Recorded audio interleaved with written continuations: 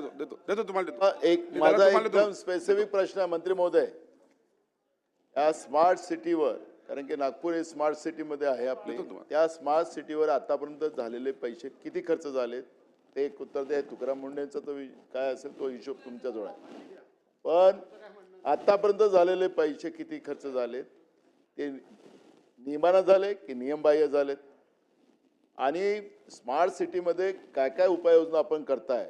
आपल्याला नागपूरमध्ये वायफाय कुठं फ्री मिळतं का? नाही. तुम्ही त्याच्यावर पैसा खर्च केलेला आहे. आणि म्हणून आम्हाला आता या निमित्तानं हा जे आदरणीय कृष्णा खोपडे आणि जे दटके साहेबांनी जो प्रश्न उपस्थित केला, या निमित्तानं स्मार्ट सिटीची नागपूरची सगळी चौकशी आपण करून विधिमंडळाला आपण पटलावर अहवाल सादर करणार का, आणि किती पैसे खर्च झाले आतापर्यंत.